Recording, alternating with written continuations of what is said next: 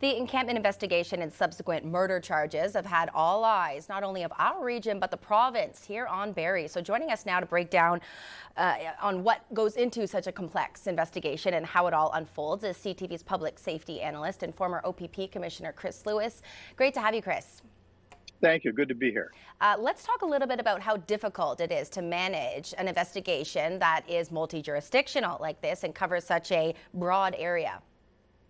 Well, there's a lot of balls in the air in any homicide investigation and a lot of specific things that have to be done and done in accordance with the law, with appropriate authorities under the law, and done in a strategic way so that things don't overlap wrongly.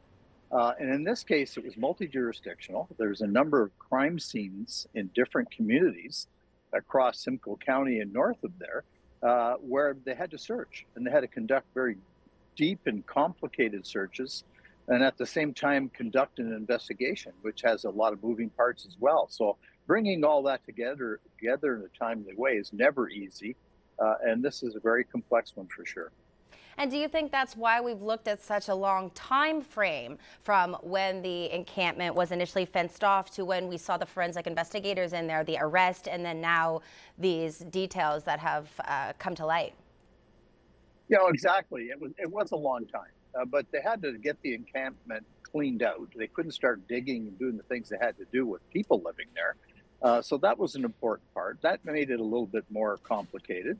And at the same time, as they're digging in different communities, there are only so many forensic people to do all that. They just can't suddenly, dig up grounds in several different locations all at once, have it properly photographed, proper samples taken.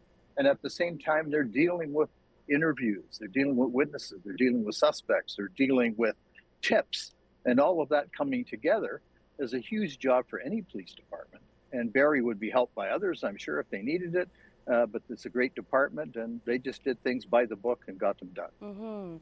And surely, in all of your years of experience, if we're dealing with an investigation and you have to navigate not only an encampment, but as you said, the vulnerable people that are living inside that space, does that add an extra layer of complexity?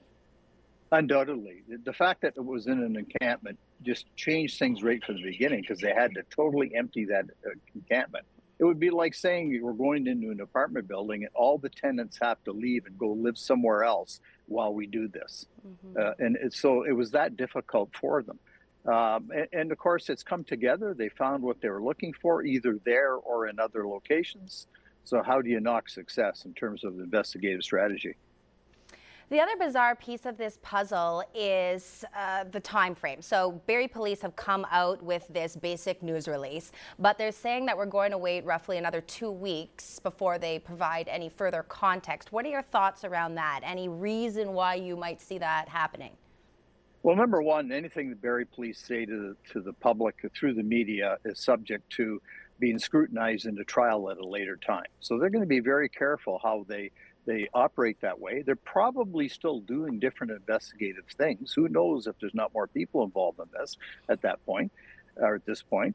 And also, as you're going forward and doing all this stuff, you don't want to every day go and try and update the media, because you end up doing more of that than you do actual police work, even though the two work hand in hand. So my guess is they're trying to get the testing done, which will take some time before they make any other announcements that may ultimately impinge on the trial, depending on what the results from Center for Forensic Sciences and others ultimately are. Okay.